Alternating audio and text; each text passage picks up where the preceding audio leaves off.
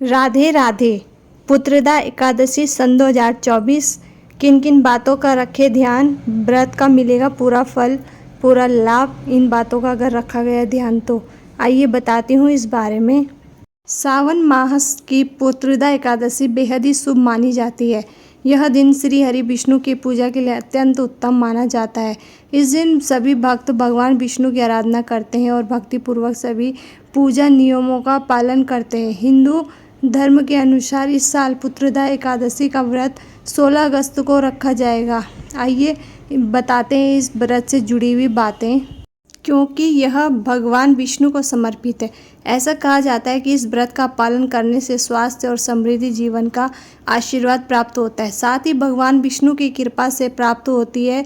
इस व्रत को लेकर यह भी मान्यता है कि जो भी दंपति को संतान नहीं होती तो उनको संतान हो जाती है इस व्रत को करने से। अगर हमें व्रत का पूर्ण फल चाहिए तो हमें उस व्रत को करने के साथ साथ नियमों का पालन भी करना होता है, जो बहुत ही ज़रूरी होता है। आइए जानते हैं कौन कौन से वो नियम हैं। इस दिन भगवान विष्णु की कृपा प्राप्त करने के लिए आप शब्दों का प्रयोग ना करें बिल्कुल भी। पुत्रदा एकादशी के दिन व्रती को झूठ बोलने और क्रोध करने से बचना चाहिए।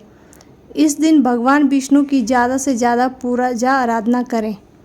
इस दिन सात्विक भोजन ग्रहण करना चाहिए और अनाज के सेवन से बचना चाहिए। इस दिन मांस, मछली, प्याज, लहसुन, अंडा व शराब आदि चीज़ों से परहेज करना चाहिए। इस दिन ब्रह्म मुहूर्त में स्नान करना चाहिए और सिर धोने से बचना चाहिए। इस व्रत के दिन फल और दूध से बने उत्पाद का सेवन ही करना चाहिए। एकादशी के दिन तुलसी के पत्ते तोड़ना वर्जित माना जाता है। इस दिन तेल में प्रसाद नहीं पकाना चाहिए। एकादशी व्रत के दिन भक्तों को भगवान विष्णु के मंत्रों का जाप करना चाहिए और श्रीमद् भागवत का पाठ करना चाहिए। अगर हो सके तो एकादशी व्रत के दिन रात्रि को सोना नहीं चाहिए, भजन कीर्तन करना चाहिए। अगर पूरी रात नहीं जाग सकते हो किसी कारणवश तो आप आधी रात 12 बजे तक भी कीर्तन भजन कर सकते हो। उससे हमें अत्यंत फल की प्राप्ति होती है, व्रत का पूर्ण फल हमें प्राप्त होता है। तो इन बातों का अगर हमने ध्यान रखा तो हमें पूर्ण फल मिलेगा और जो भी हमने कामना से व्रत किया है संतान की चाहत से तो हमें अवश्य मिलेगी। तो इन खास बातों का ध्यान अवश्य रखना चाहिए।